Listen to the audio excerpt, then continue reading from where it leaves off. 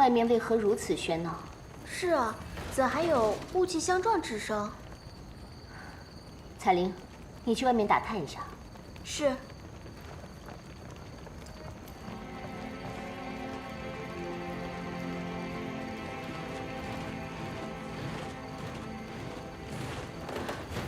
不对，这是甲胄和兵器碰撞之声，宫中定有大事发生，否则怎会在此刻调动禁军？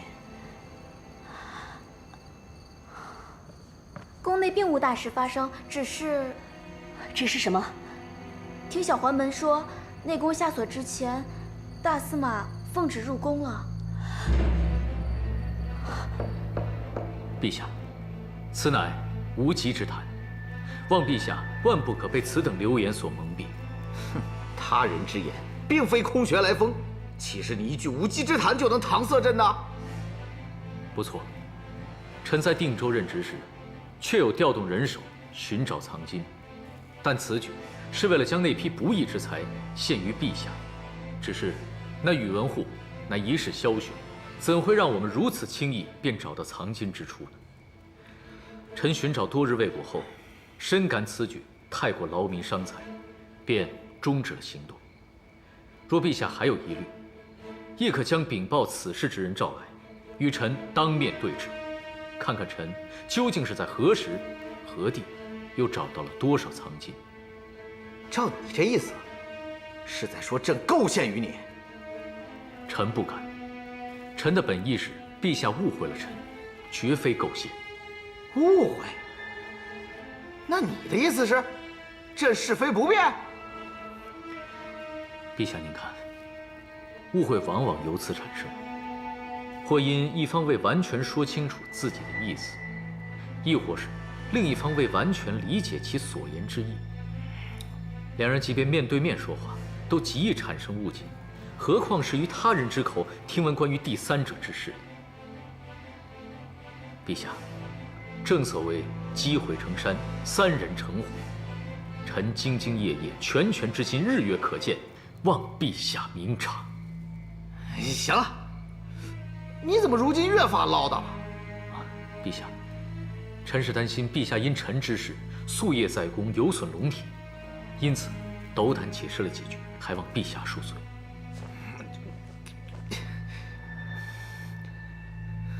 罢了，此事朕自会查清楚。 你下去吧。是，陛下。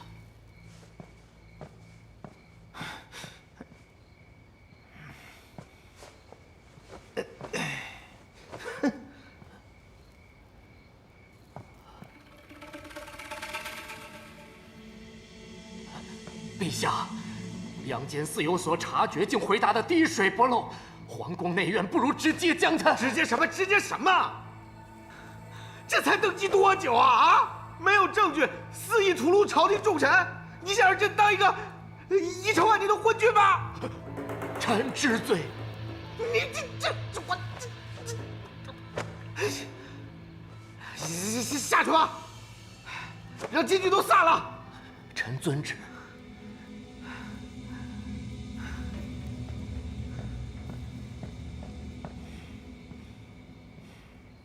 皇后慢点儿，再慢就出大事了。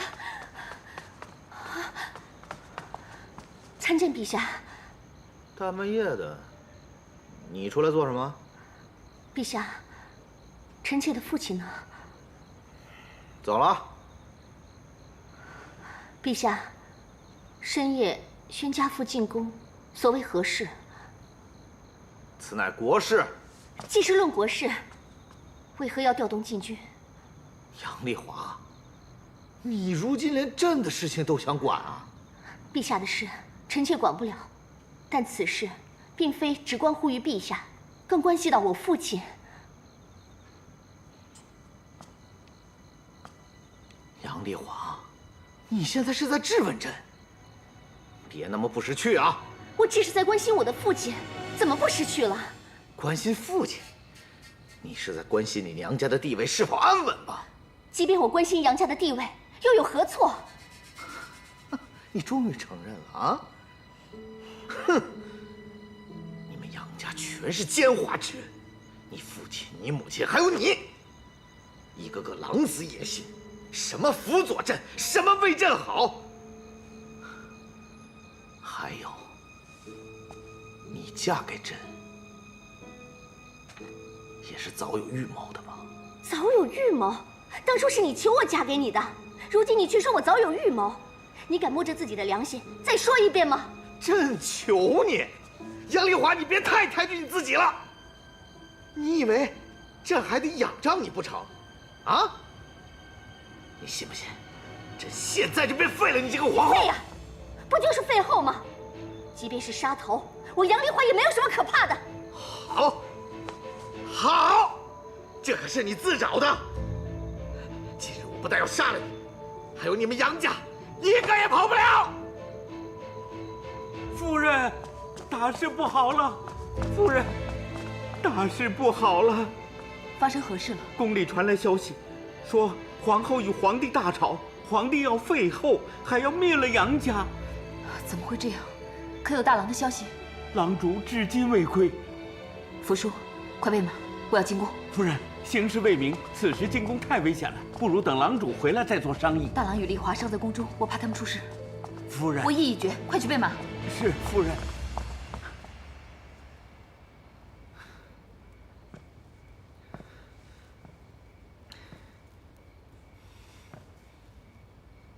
你不是很能耐吗？啊？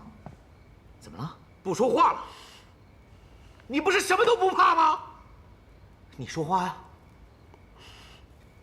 你若是想求朕饶了你，便好好求；你若认错的话，朕便饶了你。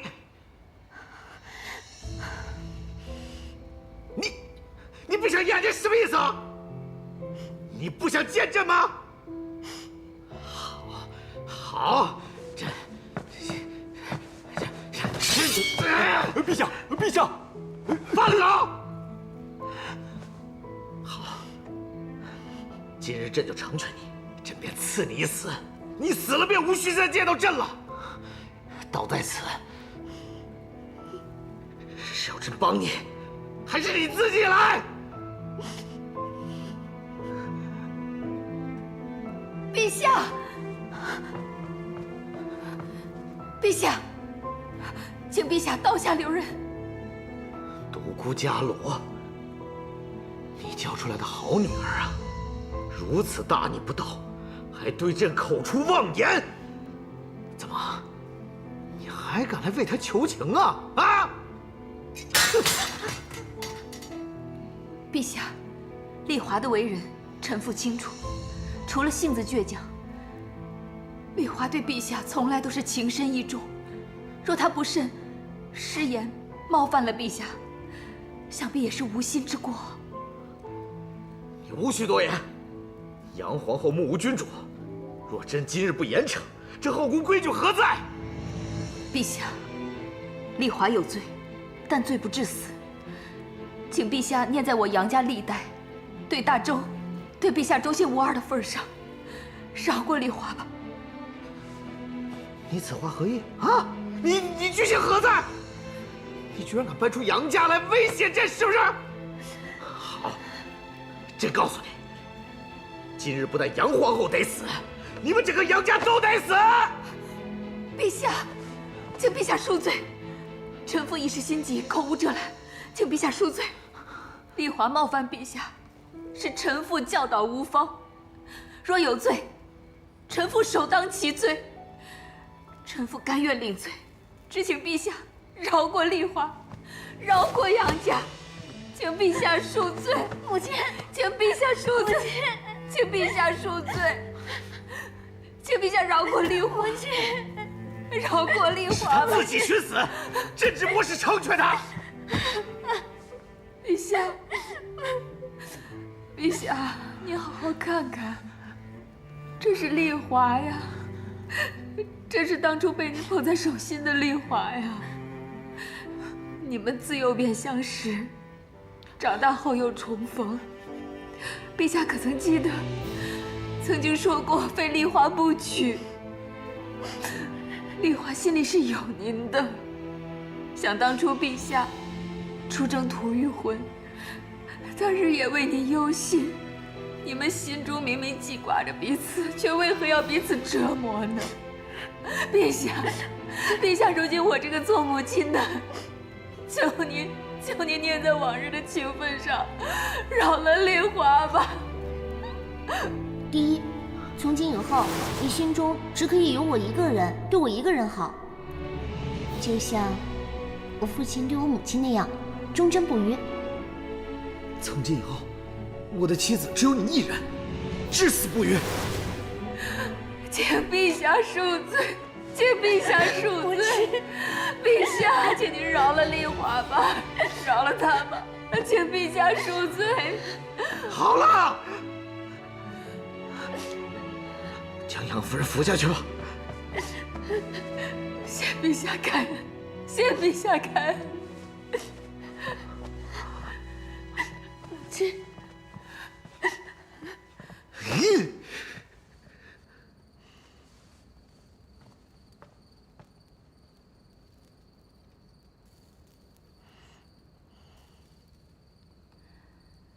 都退下吧。是。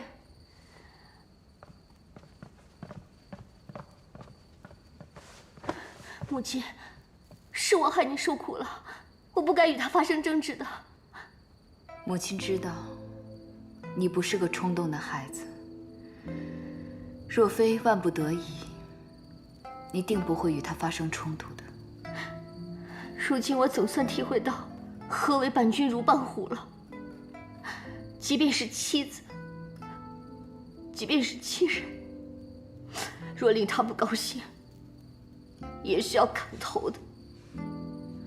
我如何能想到，当初那个待我情深意重的宇文赟，如今是如此暴虐的皇帝？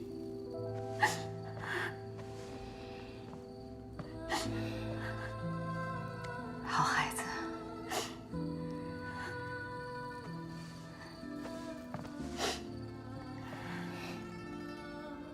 其实母亲心里明白，这身为帝王，有哪一个会不变心的？只是母亲心中尚存侥幸，以为他爱你，疼你，无论如何，他都会好好待你的。母亲或许以为，天下所有的男子都会像父亲一样，专情忠贞地对待妻子。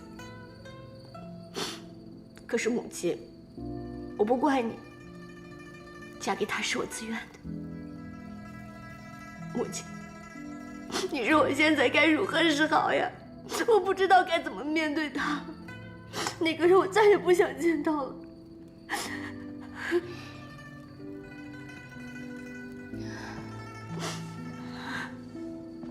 如今，他肯放过我们，说到底，你们还是夫妻。夫妻间哪有不吵架的？只要你们心中还有对方，一切都可以从头来过的。这人生啊，不如意之事十之八九，不情愿之事也不少。以后我们也只能尽人事，听天命了。母亲。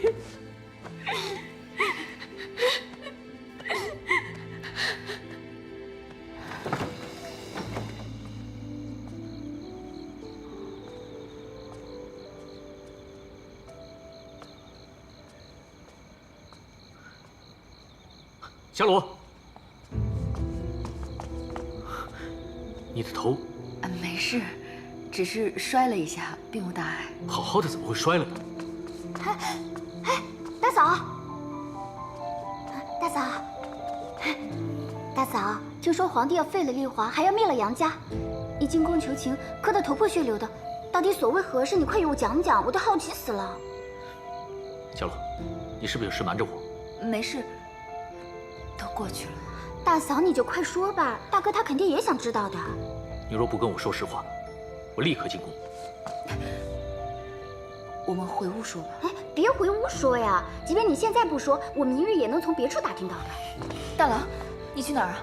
我跟皇帝讨个说法呀。此事好不容易才消停了，为今之计是保持冷静。就是啊，大哥，大嫂好不容易才劝下来的。你若是又去点一把火，我那皇帝侄子非把咱们都杀光不可。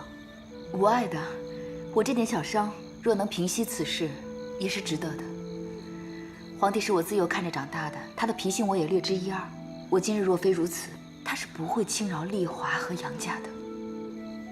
江罗，你为我们杨家付出的实在太多了，是我欠你的。夫妻之间不说欠。哦，没热闹可看，走了，宝莲，走了。对了，大郎，方才皇帝宣你入宫，他可有为难你？哦，皇帝似乎发现了我们藏金一事，言语之间颇多试探。看来今日之事只是个开始，我们需尽早做打算了。我们回去吧。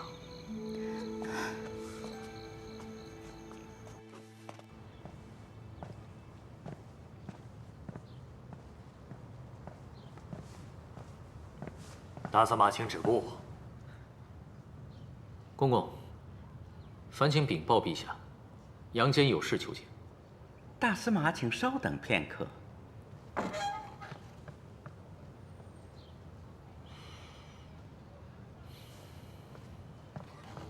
大司马，陛下有请。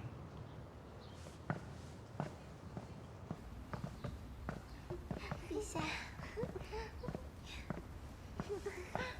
陛下，臣杨坚参见陛下。起来吧。谢陛下。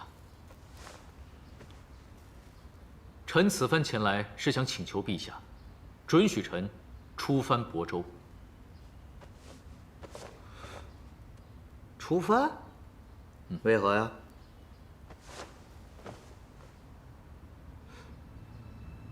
你这是想试探朕是否会挽留你啊？臣不敢。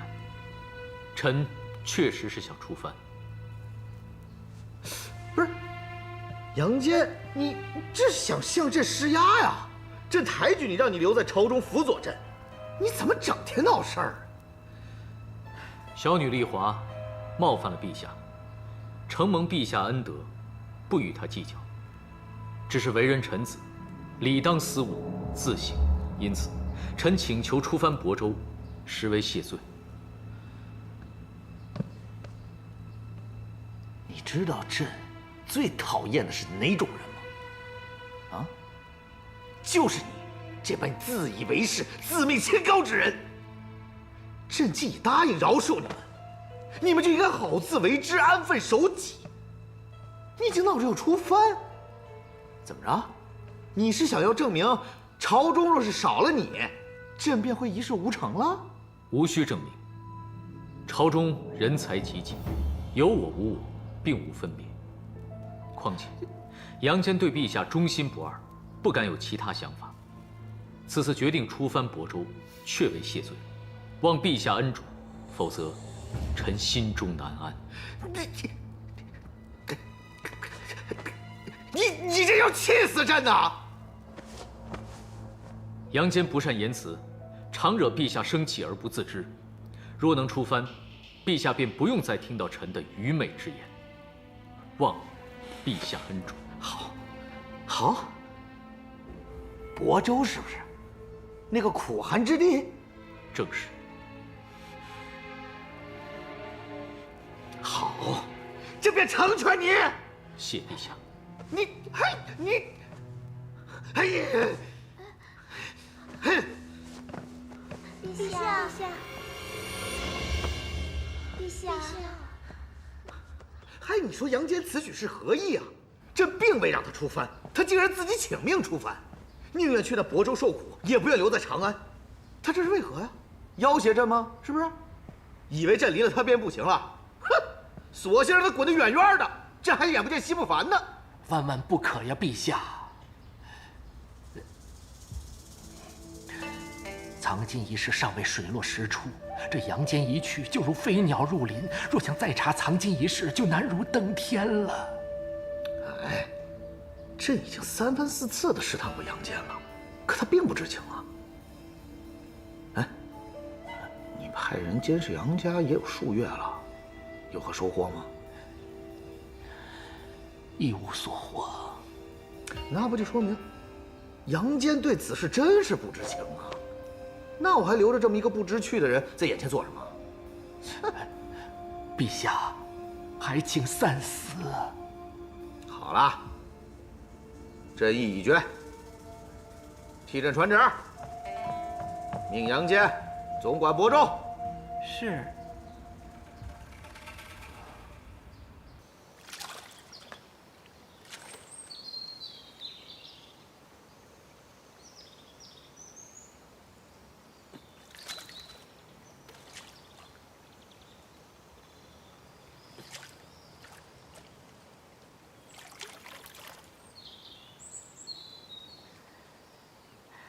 哎呀，我扔的没有你好。想不想我教你？请赐教。选石头呢，得选这种小一些、轻一些、薄一些的，用力切记不能太猛，要放轻松。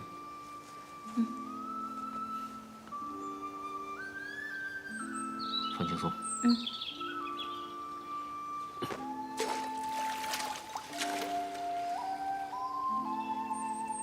哦，原来力道真的很重要，不能用力过猛。我方才的确太过用力了。有的时候，发力过猛会适得其反。人要学会放轻松，说不定轻松了，倒能走得更远。那便放轻松吧，我支持你。你不怪我，我为何要怪你？只是你今日之所得，并非一日而就的。若你此刻放手，岂不意味着之前的努力都白费了？我不想你再过担惊受怕的日子，就算白费了，我也认为值得。原来真是为了我才触犯的。我就是见不得你受委屈。我知道你向来自尊心重，那晚之事定会在你心里留下一道伤疤。只要你还在长安，只要你还不断听到皇帝二字，此伤便难以愈合。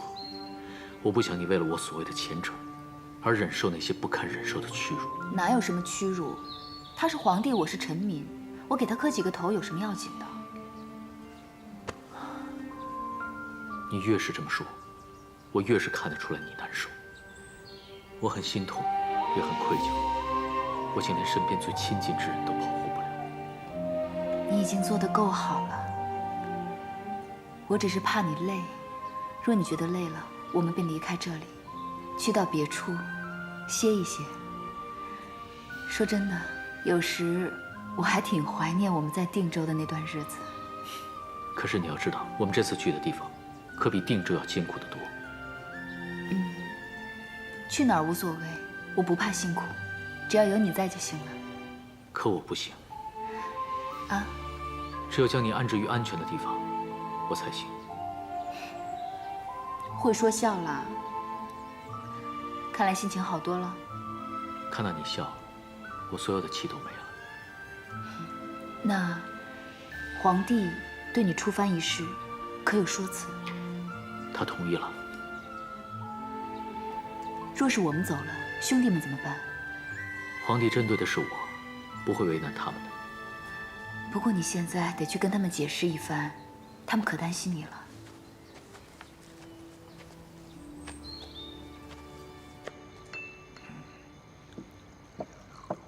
你们是真的又要走啊？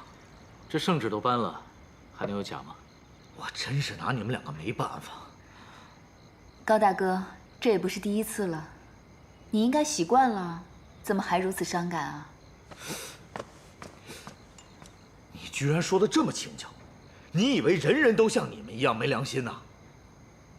正因为这是第二次，才令人心中不快啊。当今这皇帝，与先皇真是父子。哎，千万不可这么说，他们就快启程了，你别给他们招来祸端。行行行，我不说。我这不就是气不过吗？你说这三番五次的逼着人离开长安，死心塌地的效忠于他，可是呢，到头来却落个不好。哎，这酒你就别喝了，喝多了又该口出妄言了。朝中之事不就是如此吗？他们出去避一避也好。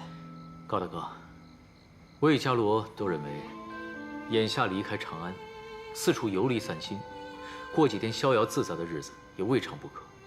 你无需太过操心。行，我不操心了，行吗？我是替你们不值啊！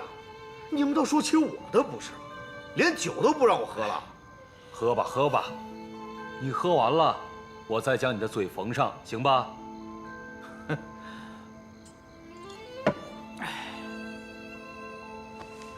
哎，杨兄弟，今晚怎么不见你言语啊？没什么，只是突然觉得没意思了。什么没意思啊？什么都没意思了。你们说，杨大哥已位居大司马一职了，就因惹皇帝不高兴，便被发配到别处去了。之前的努力，付诸东流，这让我们如何打得起精神为皇帝卖命呢？为了心中的志向，不可以吗？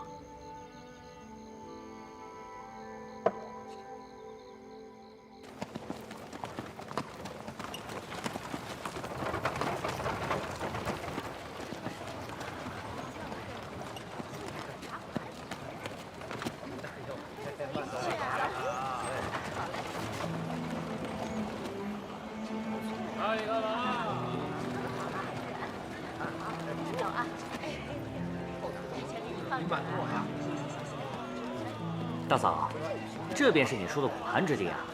我看这都快赶上长安了。之前听说亳州常遭水灾，以为会令发展受阻，不曾想此处竟这般繁荣。将水患治好了，再加上一些举措，自然就发展好了。哦，你似乎很了解啊。那倒不是，之前樊刺史去过长安，同我略有交流，否则我也不会主动请求出犯亳州的。看来大郎是早有打算，将我们都蒙在了鼓里。如今亳州变化如此之大，也有杨总管您的功劳。杨坚出藩亳州后，宇文赟愈加荒淫无度，极尽所能声色犬马，耗尽国库，修建内宫，其壮观华美，令人叹为观止。宇文赟唤来众多大臣，与其一起终日花天酒地，一派靡靡之相。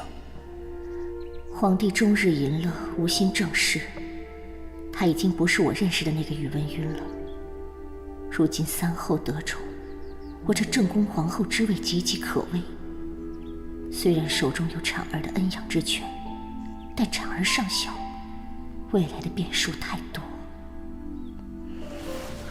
你不想见朕是吗？好，今日朕就成全你，朕就赐你一死。你死了便无需再见到朕了。刀在此，是要朕帮你，还是你自己来？我不能再任人宰割而无反抗之力。要想把命运掌握在自己手中，必须穷则思变。若婵儿早一日登上皇位，彩玲，皇后，我要你帮我做件事。但凭皇后吩咐。我要你悄悄放出风声，将皇帝的荒淫之行公诸朝臣。皇后，这是为何？这消息若是传了出去，朝廷必会大乱。我要的便是这个结果。只有这样，我才能挟群臣之力，逼皇帝让位于婵儿。从此，你我也无需再看别人的眼色了。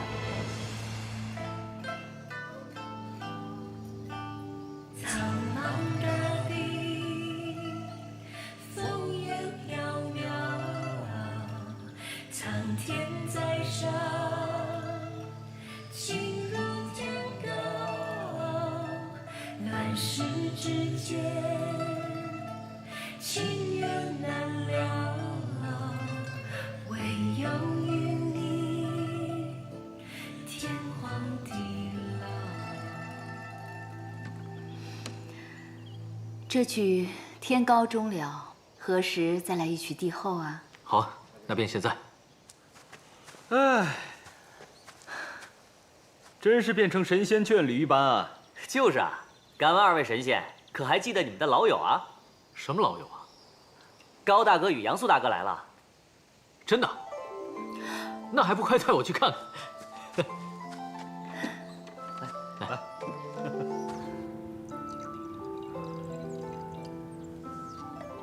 新郎啊，他们总去山上吗？倒也不是，一般在事务处理完之后才去。哼，骗谁呢？他们在这逍遥自在，我们却在长安受苦受难。谁受苦受难啊？杨大哥，哼，当然是我们受苦受难了。哎，你看看你们俩，这么多年未见，依然是年轻如故，哪像我们，日日操心着，人都老了。莫生气，生气伤身。各位请坐。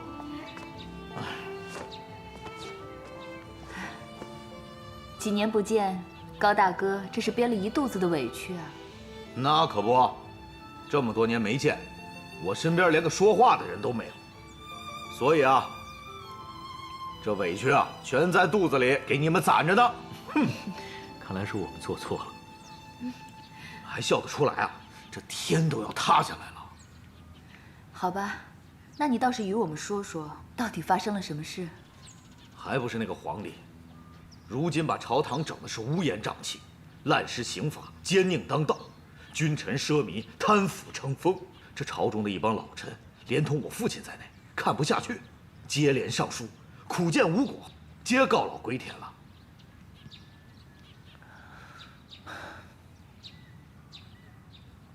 哎，你们倒是说句话呀！高大哥，我们能说什么呢？我们又能做什么呢？这不是来找你们想办法吗？看看如何才能阻止局势继续恶化下去。这大周啊，是从上烂到下，根本无从下手啊。是啊，已然是烂透了。我听闻酒泉也被北国攻占了，若他们一路攻过来，大周怕是难以抵挡，国运堪忧啊！唉，这人各有命，国也有国运。如果这当朝皇帝连自己都荒废朝政，又有谁能阻止得了他呢？可是，我们也不能眼看着大周就这样亡了，得好好想想办法。重病还需猛药医啊！这兵荒马乱的世道，国立国灭，均非难事。想当年比大周强大数倍的齐国，不也被灭了吗？大周既已烂透了，便无药可救，不如干脆推倒重来吧。哎，我觉得独孤兄说的不无道理啊。既然大周已是无药可救了，那时势造英雄，应当有人挺身而出，救百姓于苦海之中啊！二弟啊，天降大任，大丈夫就应该迎难而上啊！你们觉得可在理？可在理？我自是赞成。我一向都以杨大哥与高大哥马首是瞻，若真有这一天，定算我杨素一份。为了大周，为了天下百姓，肝脑涂地，在所不辞。正是，大哥，我也支持你。就这等无道君王，有何资格坐拥天下？哎，大哥，接下来我们该如何行事啊？现在还未到时候。首先要摸清楚长安如今有哪些大臣在掌权，尤其是手握兵权的大臣。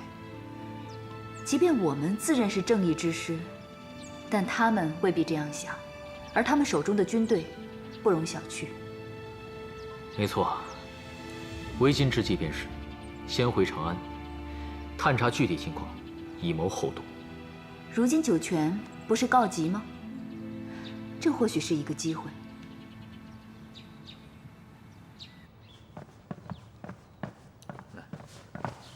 二位将军，请止步。你给我让开！高将军，皇帝在里面歇息呢。大白天的睡什么觉？天都要塌了，国都要灭了，他还能睡得着吗？王贺，赶快去通报10万火急啊！杨大哥，皇帝真有吩咐，不论谁来，他都不见。你什么意思啊？你若再不让开，我们可就要硬闯了。高将军，硬闯的后果你难道不知道？躲开！何人啊，在外面大吵大闹的？回陛下，高炯与杨素2位将军求见，被王公伯挡在门外了。哎，不见！困着呢。这2人真是胆大包天，竟敢在寝宫前大声喧哗。就是，又不是什么天塌下来的大事，就不怕陛下要了他们的脑袋？陛下，不理他们，咱们再睡会儿啊。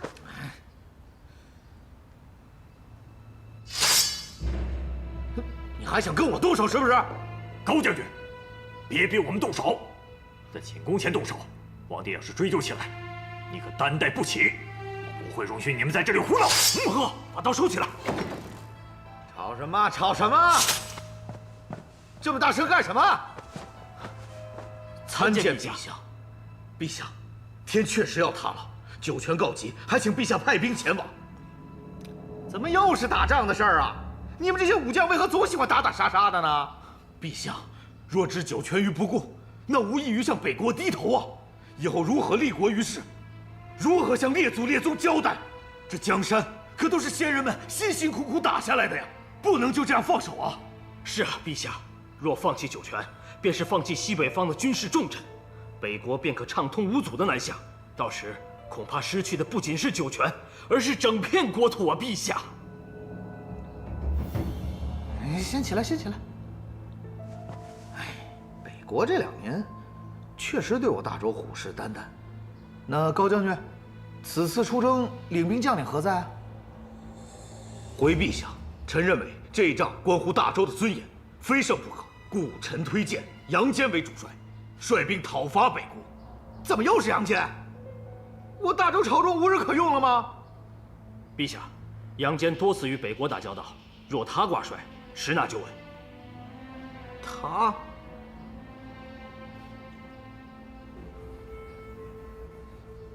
你俩向我举荐他？你俩是何居心？回陛下，臣并无居心，只是为了一场必胜之仗，推举合适之人而已。陛下！陛下！陛下！陛下！高将军、杨将军放弃自己建功立业的机会，来推举他人，说明他们对陛下、对大周确实是一片赤诚啊！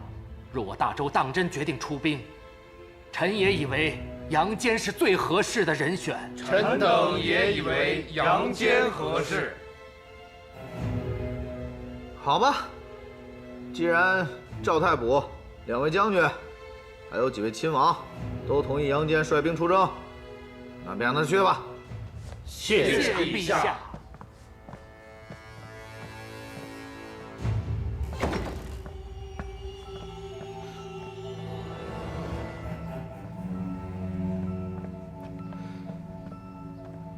这个赵越怎又突然支持杨坚出征了？以我对他的了解，定是在打什么主意。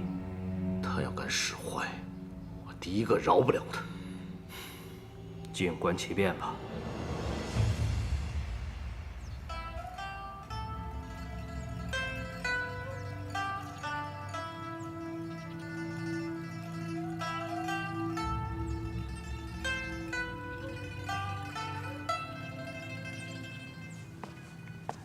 诏令来了，皇帝同意你出征了。太好了，我要跟大哥一起去打仗。我也要去，必定将那北国赶出大周。怎会如此之快？照皇帝的性子，恐怕不会这么快便同意启用大郎的。你在担忧什么？眼下前线战事告急，皇帝并不傻，自然知道该早下决定。若当真如此紧急的话，皇帝也不会等到此刻才出兵了。哦，对了，我听说赵越等人本是反对出兵北国的，但一听高炯、杨素举荐大郎，竟又支持大郎出征了。这问题便出在赵越身上。赵越以前都是与你为敌的，为何突然就同意启用你了呢？这其中必有诈。大郎，要考虑清楚。无妨，一切只要见机行事便好。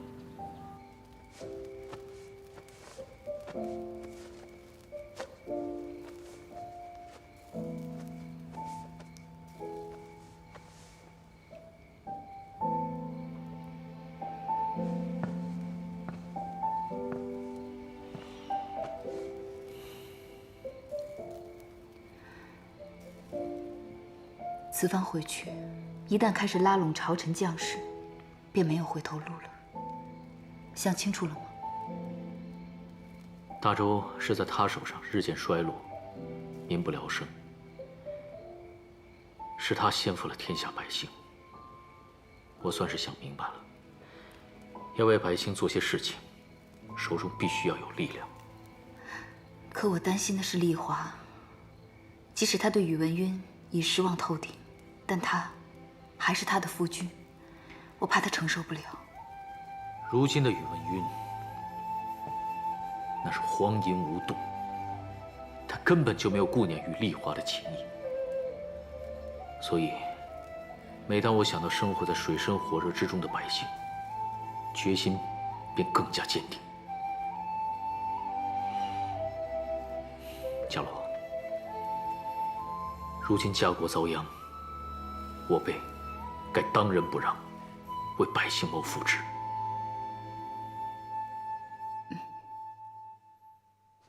大哥，前方便是九泉城了，不如让我先行出战，我定为你讨一个头彩。四叔，论年纪我最小，论军功我更不如你，这个功劳还是让给侄儿我吧。都别争了，传令下去，我大军在九泉城3里之外安营扎寨，没有我的命令，谁也不许擅自攻城。父亲，我们日夜兼程，如今九泉城就在眼前，为何反倒按兵不动了？别忘了，他自有道理，你只需照你父亲之令执行便好。大汗，周国军队已于城外3里安营扎寨，此刻他们长途跋涉，必定精疲力尽。若趁此良机出战，一定会杀他们个片甲不留。对，杀他们个片甲不留。对，按理说，周国派兵是为收复九泉而来，可这大军到了眼前，却什么都没做，便开始生火做饭，一点攻城之意都没有。我怕其中有诈。周军最擅长用计，我们若贸然出击，上了他们的当，中了他们的圈套，怎么办？吉谷说得对，周军诡计多端，这些年我们吃他们的亏还少吗？此战不宜轻敌，派人时刻监视，有任何风吹草动，随时向我禀报。是。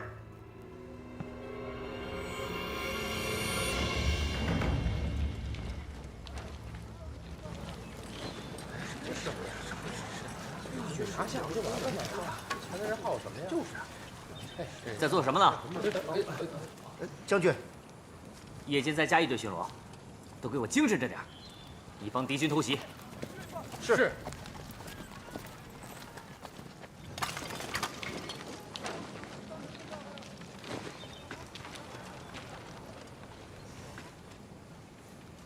喂，干嘛？我还想问你在干嘛。我带你出来巡视，反倒给我心不在焉，小心我告诉大哥罚你。哎，巡来巡去也就这么点事儿。四叔，这都半月有余了，你说咱们每日就在这儿等着，到底何时才能攻城啊？你急什么呀？我能不急吗？半个月，军中粮草已用去过半，再这么拖下去，我怕……哎呀，怕什么？自扎营那日起，大哥便命令全军上下从他开始，攻击一律减半。否则，我军早已撑不住了。父亲知道？当然知道。那大军在前方打仗，而后方补给却迟迟未到，这明摆着让我们命丧九泉呐！想动摇军心啊你！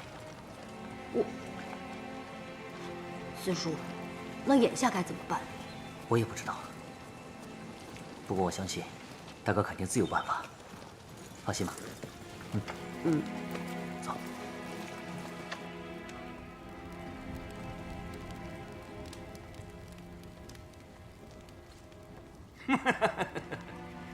看看，他们哪像行军打仗啊？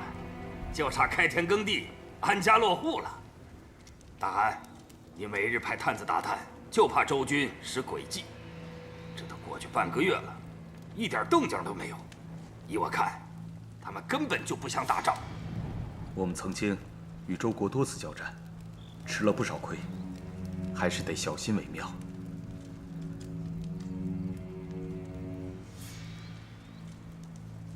报，大汗，军前探子回报，周军粮草不济，应是撑不了多久了。粮草不济，可探知他们究竟有多少兵马？具体数字尚不清楚，但是从他们每日消耗的粮草来看，多则2、3千，少则1000。你们都听到了吗？就凭这1000几百号人，便想攻下酒泉，这简直是天大的笑话！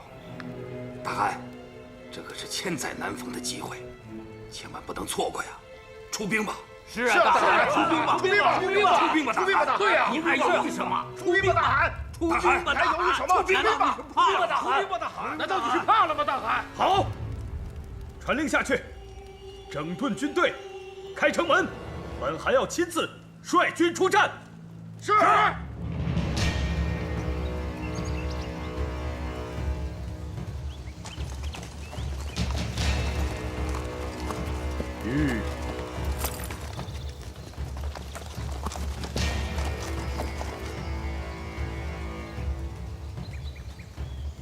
周军听着，北国大头可汗在此，若想活命，速速投降！速速投降！速速投降！速速投降！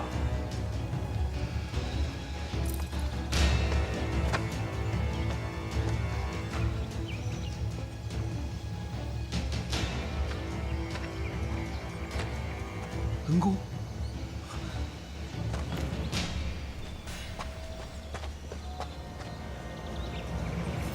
恩公，可汗，好久不见。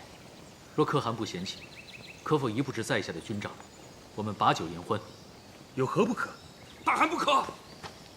若此人心存歹念，入其军帐，岂不是羊入虎口？住口！恩公是我的救命恩人，怎会加害于我？大汗，周人诡计多端，不可不防啊！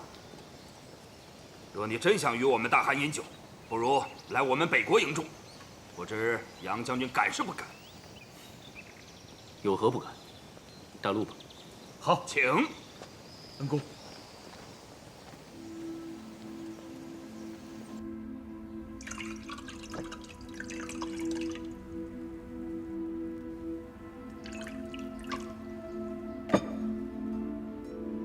恩公，没想到我们再次见面，居然是两军阵前。今日高兴，不谈战事。来，我敬恩公。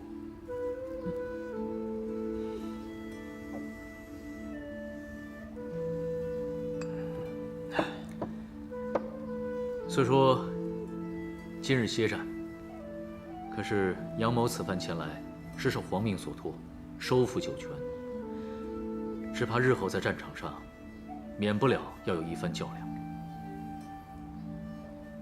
大汗，你我也算是旧识，杨某深知你绝非好战之人，此次违反盟约攻占酒泉，究竟是为何呀？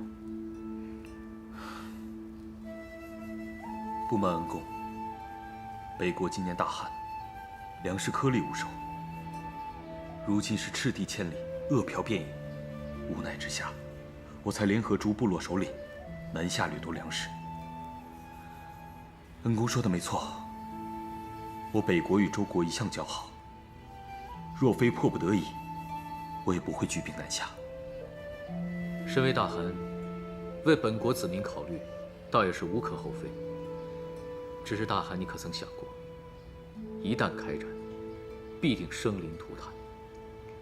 大汗，杨某为两国百姓请命，愿您能立刻停战。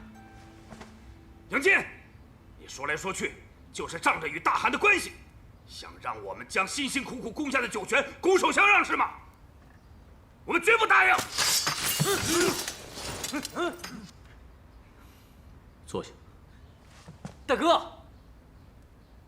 谁敢在我恩公面前动刀，就是跟我过不去。坐下。既然大汗是为了北国百姓丰衣足食，才出此下策攻占酒泉，那杨某倒是有一个两全之法，可让北国不费一兵一卒，便能解决饥荒问题，渡过难关。不知大汗意下如何？哼，杨坚，你又想耍什么花样？达达，你今日的话怎么那么多？其实杨某并非要耍什么花样。几年前，申帝任命我为定州总管。那定州与北国毗邻，气候与环境都极为相似，同时耕地稀少，常年大旱，连年饥荒。可如今呢，定州早已是民丰物富，成为我大州的重镇。若大汉需要，杨某愿将这治理之法毫无保留地传授给北国各部族。只要各部族大力发展农耕，兴修水利，相信在不久的将来，北国的百姓定能自给自足，丰衣足食。何须像如今这般，要兴兵抢夺啊？那依恩公之见，眼下我该如何渡过难关？随我进京投降，恳请皇帝恩许，借粮给北国渡过饥荒。好，我便再听恩公一回。明日，我就随恩公去长安，向你们周国的皇帝认错，借粮。大汗不可！若要投降借粮，传了出去，我们北国的颜面何在呀？大汗万万不可呀！闭嘴！若能让北国子民衣食无忧，将我这大汗的颜面扯下来又如何？都别说了，就这么定了。大汗能屈能伸，实乃大丈夫。这碗酒，我杨某敬大汗。干！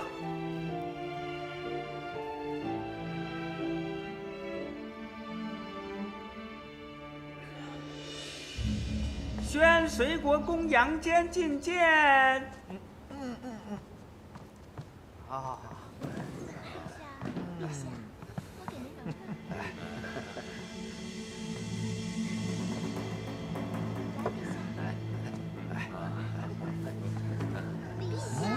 臣杨坚参见陛下。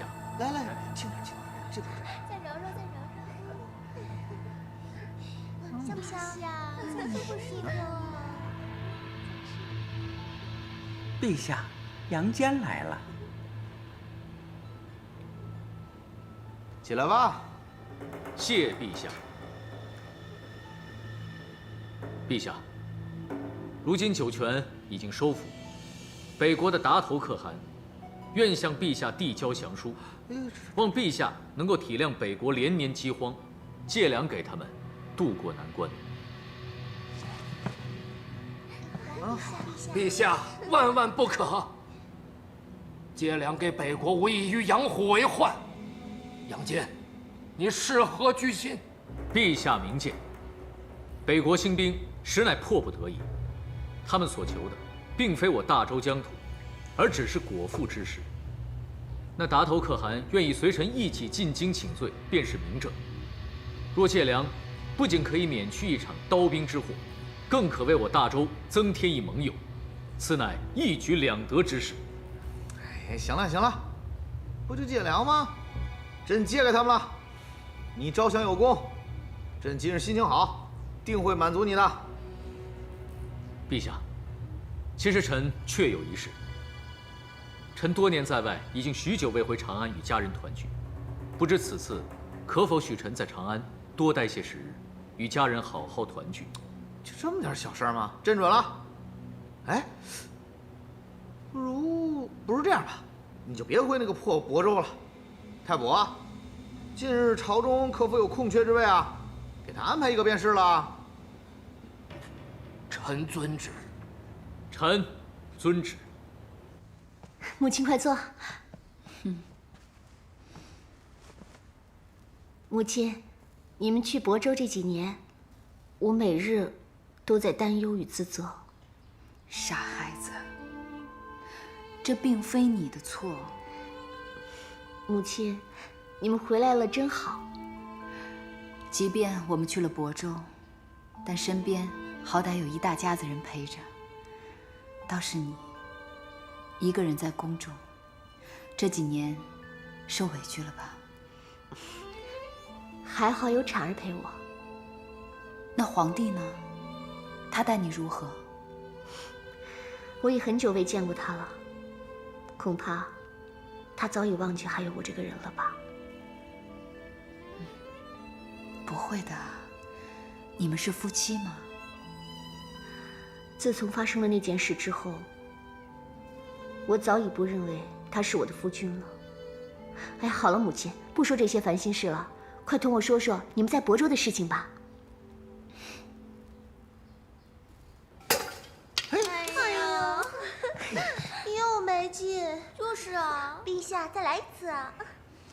嘿，哎，今日这是怎么了？这殿外诸位大臣已等候多时。干什么？干什么？又是那些言官吗？隔三差五便来烦朕，不见不见！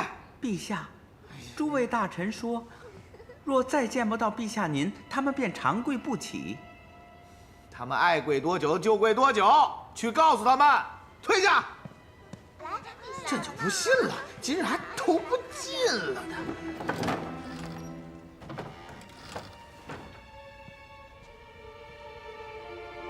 诸位大人，请先回去吧。陛下今日是不会见你们的。我等有要事启奏，若见不到陛下，我们便不会走。这位大人，您就别再为难我了。陛下此刻正在……哎，诸位还是请回吧。若是惹恼了陛下，会引来杀身之祸的。我等身为谏官，宁鸣而死，不默而生。劝谏不了陛下，是我等失职。我等定会跪到陛下出来为止。哎，你不碍事吧？不碍事，我还撑得住。见不到陛下，我是不会回去的。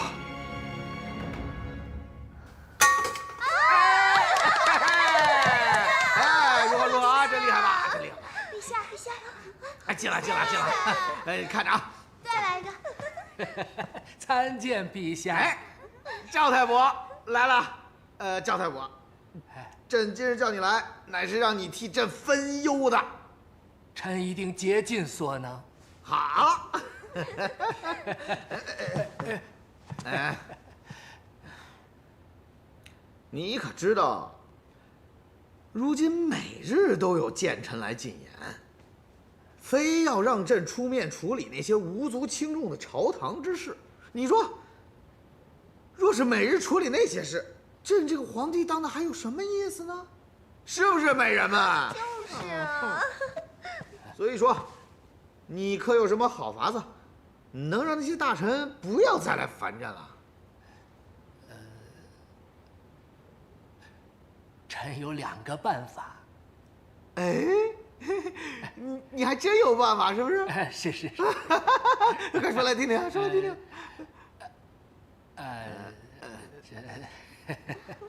美人们，都去后面等着吧！啊，都退下，都退下，退下，退下！是。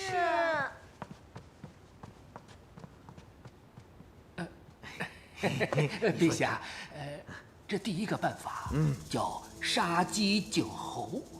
若陛下将那些扰你清静的大臣一顿廷杖，想必在他们伤愈之前是不会再来烦您了。这便是你说的办法？啊！陛下，陛下，这种办法需要你来说吗？啊！若是能这么做的话，朕不就早廷杖他们了吗？可就是因为不能这样做呀。当然了，此乃治标不治本之法。臣还有一个办法，可以一劳永逸。说，陛下，您不是册立了太子吗？那只要您禅位于太子，如此一来，朝臣便不能再拿朝堂上那些琐碎之事叨扰您了。您便可以做一个逍遥自在的太上皇，在宫中依然是一言九鼎，与如今无异呀。这办法好啊！赵月，你真是深得朕心呐！多谢陛下夸奖。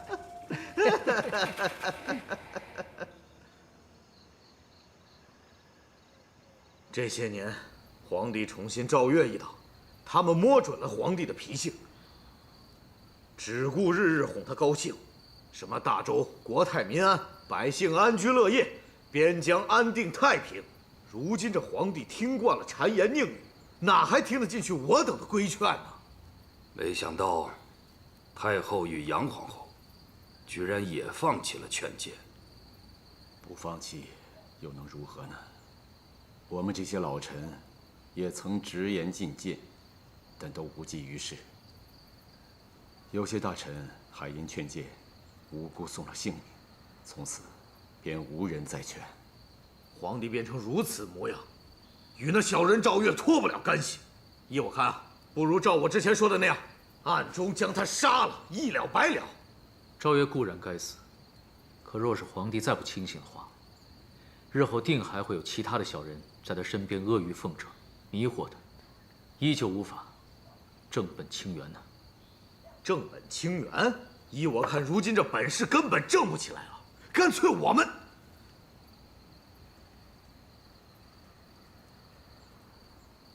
干脆什么？吞吞吐吐的说呀！干脆我们就换本吧。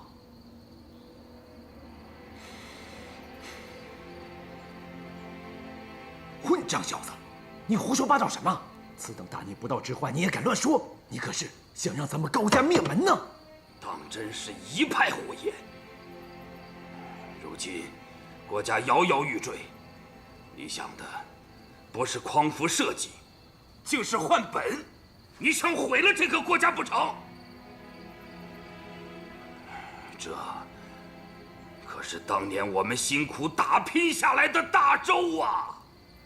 尉迟将军，切莫生气，切莫与这无知小儿计较。他刚才是情急之下信口胡诌的，他以后定不会再提。今夜之事，还请尉迟将军切莫说出去，否则在座诸位都难逃杀身灭门之祸。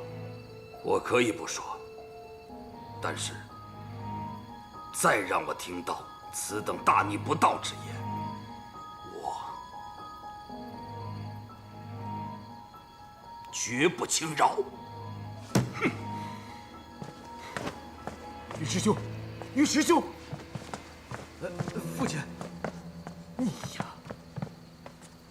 尉迟兄。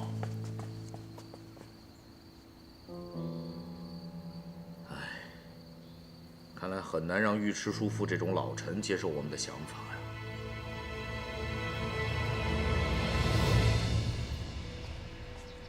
陛下，你真的决定禅位于产儿？母后，朕真是受够那帮大臣了，日日闹得朕不得安宁。再说了，产儿是朕的太子，传位于他，那也是迟早的事啊。可产儿还小，他如何处理得了朝中事务呢？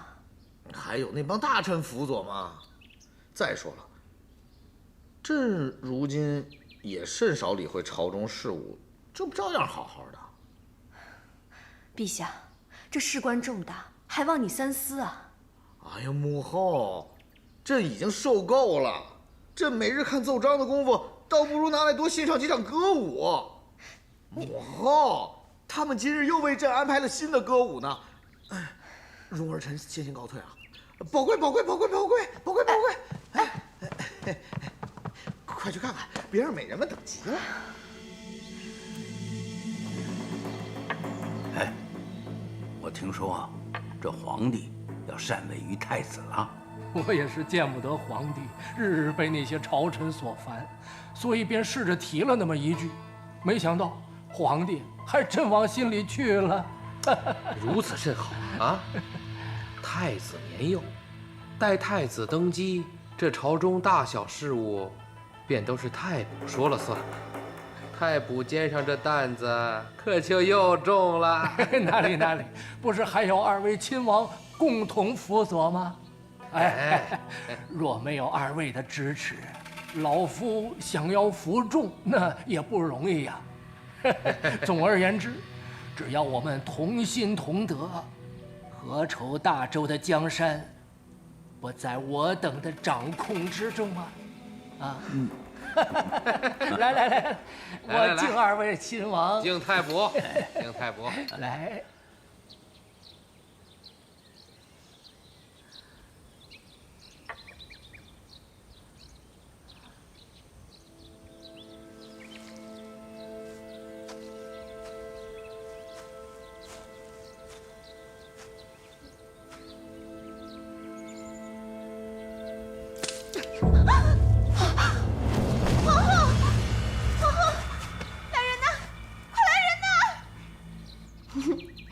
来玩拨浪鼓啊！来，太后驾到！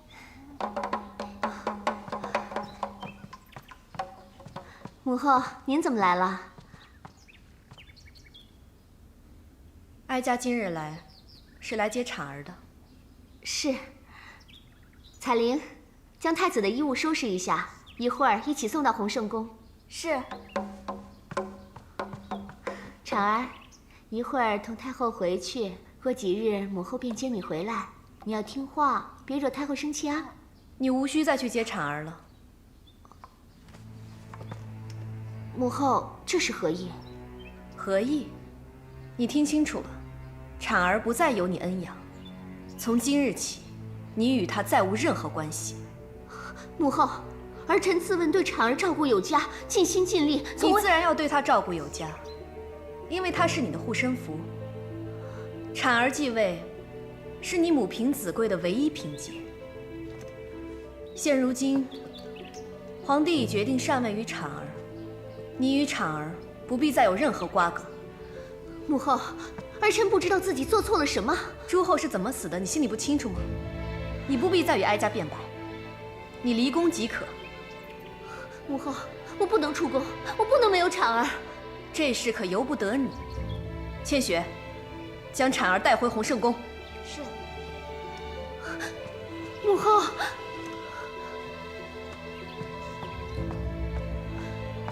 婵儿，明日此时，哀家不希望再看到你。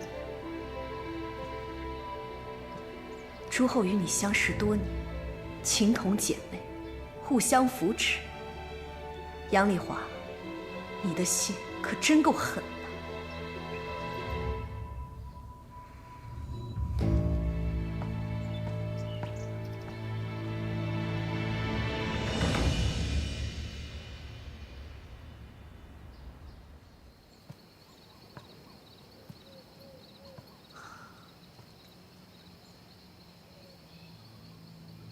我苦心经营多年，不能就这么被赶出宫去。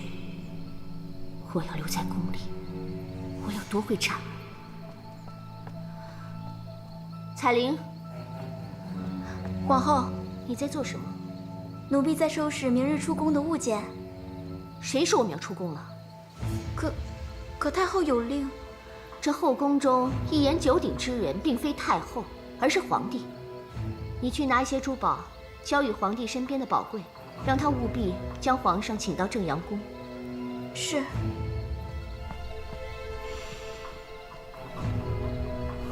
我杨丽华的命运，只有自己能主宰。为此，我还有什么不能做？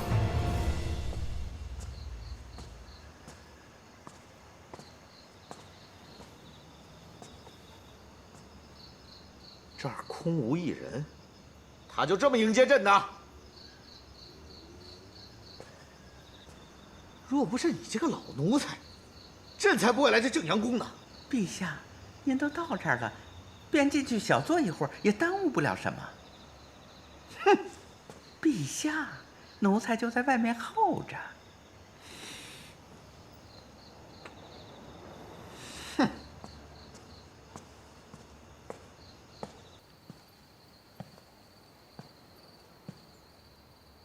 为何无人伺候啊？人呢？来人！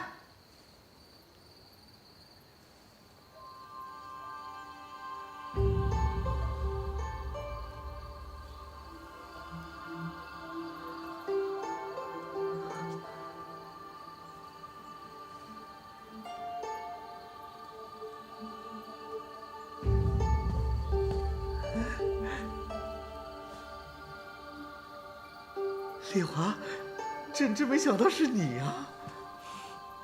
陛下喜欢吗？喜欢，朕从未见过你如此打扮，丽华。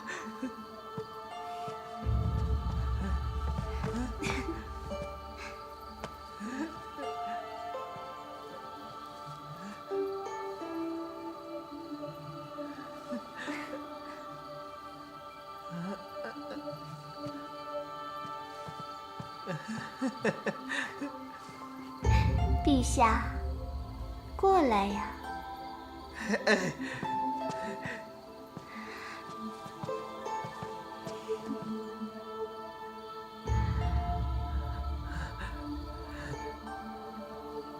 陛下，等朕片刻。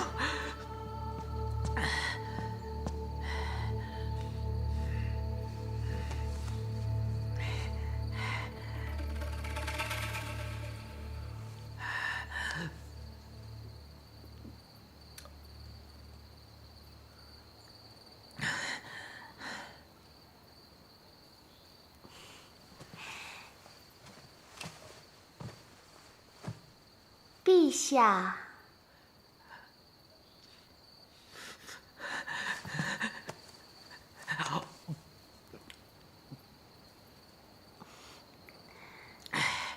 丽华，朕来了。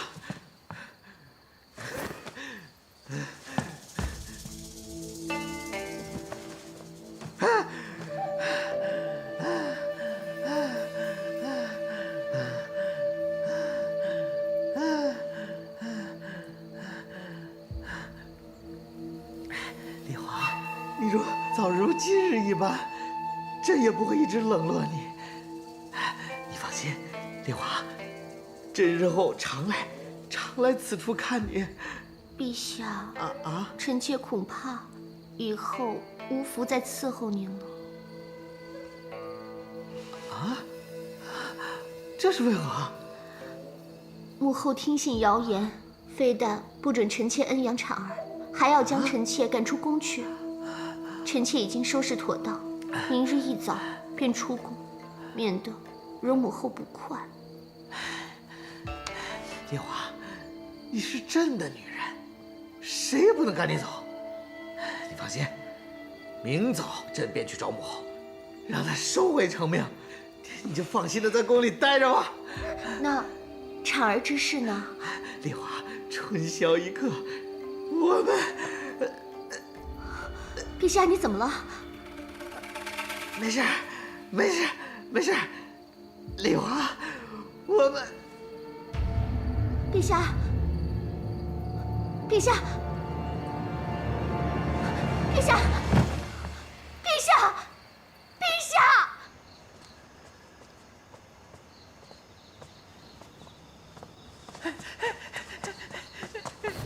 太后，不好了，皇帝！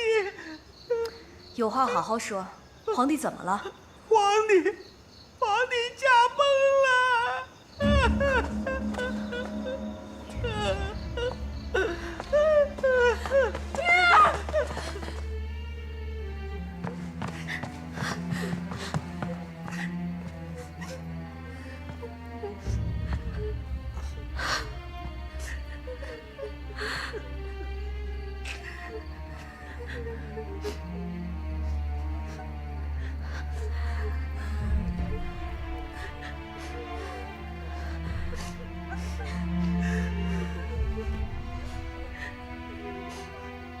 这究竟是怎么回事？太医，皇帝究竟因何而亡？皇帝是因为一时激动过度，血脉逆行，导致暴毙。怎会血脉逆行？这……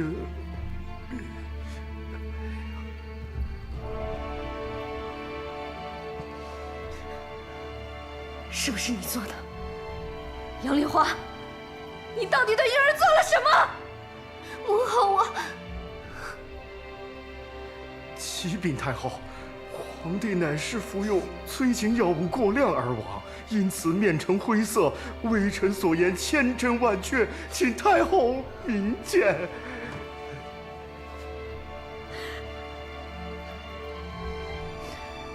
你们都给哀家听好了。皇帝自登基以来，龙体一直欠安，却整日忧心国事，最终因体力不支而暴毙身亡。今日之事，若你们胆敢传出去一个字，休怪哀家心狠手辣。是。二弟，出事了！出了何事？皇帝驾崩了。此事可与你有关？当然无关了。难道你以为我会瞒着你们擅自行动啊？听宫中的人说，皇帝是服用了过量的催情药而死。这是自作自受啊！哼，没想到他居然这样死了。想必如今赵月和宇文氏族的人定会先发制人，控制右地，把持朝堂。我们万万不能让他们有可乘之机。哎，二弟，眼下宫中大乱，不如我们趁此。不可。为何？如今皇帝突然驾崩，局势变了，毒疮没了。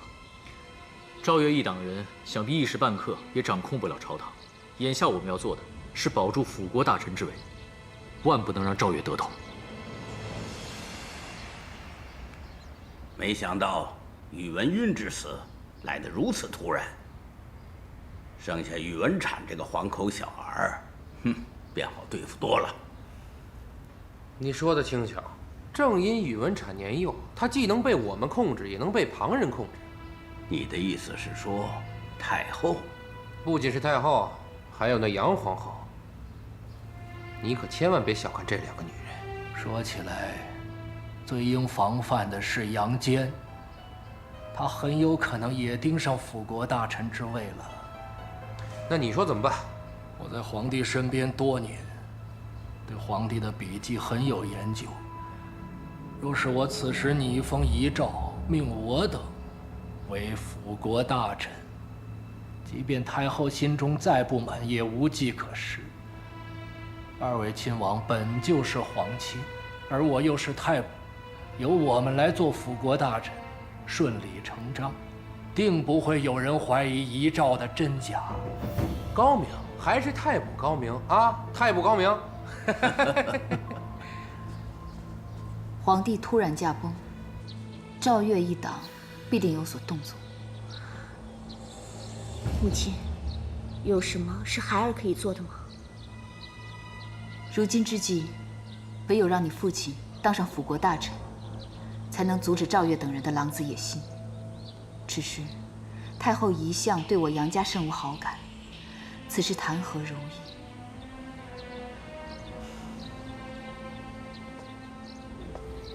母亲，孩儿愿意一试，说服太后。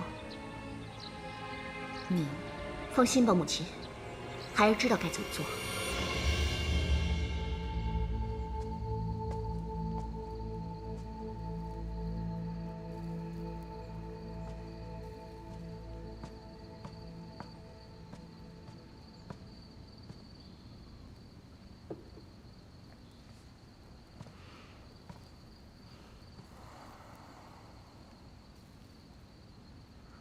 太后，您整日没吃东西了，喝口参汤吧。你给我滚！你这个灾星！你母亲独孤伽罗与我抢武帝，你又害死我的儿子。你们杨家，个个都是我的灾星。你走，我不想看到你。儿臣即便要走，也有些话必须与您说完。儿臣知道。此刻与太后说这些，并不合适。但情势所迫，儿臣不得不说。因为此刻赵月一党定然已经有所行动，欲控制产儿，把持朝政。赵月一党，难道他也想做第二个宇文护吗？形势到了，也并非不可能。先帝在世时，赵月已联合几位亲王。一起蒙蔽先帝，掌控朝政，胡作非为。如今，先帝驾崩，他们又怎么会甘心之前的一切付之东流？这么说来，婵儿产儿岂不是很危险？不只是产儿，整个大周江山都危在旦夕。太后，产儿与大周江山的未来，便全靠您了。儿臣自知，您一向不喜欢我，与我杨家常年不睦。但太后得承认，我杨家对大周一直忠心耿耿，如今更只有家父杨坚有对抗赵越一党的能力。若太后想保产儿平安长大，不想看到第二个宇文护的出现，那必定要依靠杨家。你到底想说什么？儿臣恳请太后支持我父杨坚成为辅国大臣，我杨家必定尽心协助太后对抗赵越。你这是在跟我谈条件吗？太后，您还有其他的选择吗？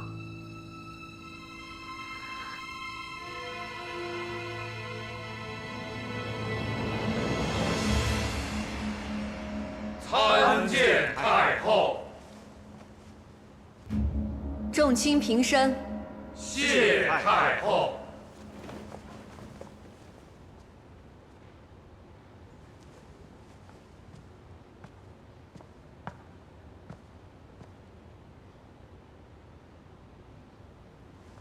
奉太后旨意，宣读先帝遗诏。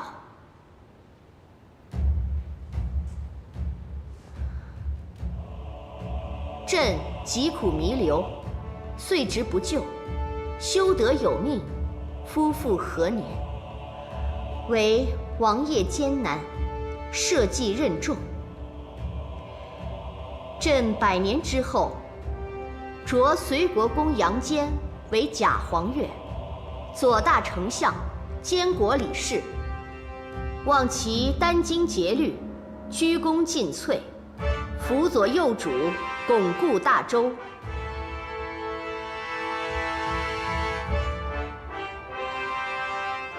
左丞杨坚，为何还不领旨谢恩？敢问杨皇后，先帝是于何时何地立此遗诏？为何臣等不知？